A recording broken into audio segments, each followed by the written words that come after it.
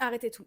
Vous ne savez pas comment créer des contenus en quantité et en masse pour être régulier sur TikTok? Je vous montre la solution qui est hyper pratique et que vous allez pouvoir appliquer de manière très simple. En fait, cette solution, elle va vous permettre d'avoir toujours des idées de contenu. Déjà, comme ça, vous n'êtes pas en panne d'idées. Ça, c'est la base. Mais également d'être régulier pour pouvoir obtenir un jour peut-être les 10 000 abonnés sur TikTok et pourquoi pas obtenir la monétisation.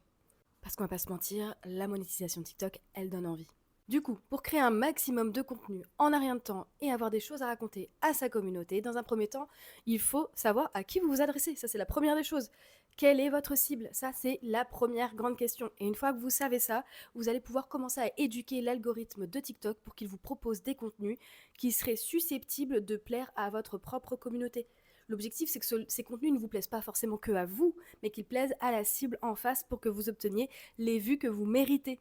Et ensuite, quand vous voulez passer en création de contenu, mais que vous n'avez pas spécialement le temps, faites du batching. C'est quoi le batching? Tout simplement, c'est condenser en un rien de temps, en un même moment plutôt, une activité qui a pour même objectif de réaliser quelque chose. C'est un peu comme les gens qui font leur meal prep le dimanche pour la semaine. Bah là, c'est de créer des contenus en préparation d'un coup pour la semaine, le mois, etc. Moi là, c'est ce que je suis en train de faire. C'est un exemple parfait de ce que je suis en train de faire. J'ai rangé mon appart pour les vidéos, j'ai fait un tas de vêtements pour les vidéos, et en fait, j'ai plus qu'à me changer entre chaque contenu pour pouvoir proposer quelque chose qui sera adapté tout au long de la semaine sans que vous ayez l'impression que tout soit tourné en même temps. Par exemple, vous voyez ici, ça c'est le tas de vêtements qui n'a pas encore été tourné. Et ici, on a le tas de vêtements qui a déjà été tourné, donc déjà ils sont distincts. Et ensuite, ce que je fais, c'est que je positionne un peu mon trépied à un endroit fixe avec un beau plan, après avoir bien sûr rangé pour que le fond ne soit pas trop cracra. Et donc j'ai installé ce trépied ici et je peux tourner l'ensemble de mes vidéos. Mais vous allez me dire comment tourner des vidéos quand on n'a pas spécialement les idées de contenu à traiter et à réaliser? Bah c'est tout simple. En fait, quand vous scrollez sur TikTok, dès que vous avez une idée en tête, un contenu qui vous plaît, ce qu'il faut faire, c'est directement enregistrer le contenu. Donc soit vous l'enregistrez sur TikTok et vous avez votre bibliothèque avec toutes vos idées de contenu, vous n'avez plus qu'à cliquer dessus, récupérer l'audio et faire le contenu.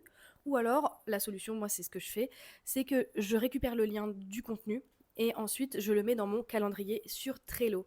Et donc ça me permet d'avoir une boîte à idées dans laquelle j'ai plein d'idées de contenu.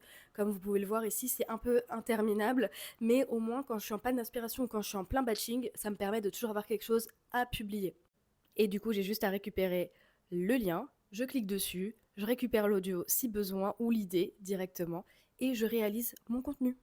C'est vraiment pas très compliqué et pour le coup, quand vous avez fait tout ça et que vous les mettez en brouillon, vous n'avez plus qu'ensuite à les publier directement jour par jour. Vous mettez un petit rappel ou vous savez très bien que quand vous allez sur TikTok une fois par jour, vous publiez votre contenu, tout simplement.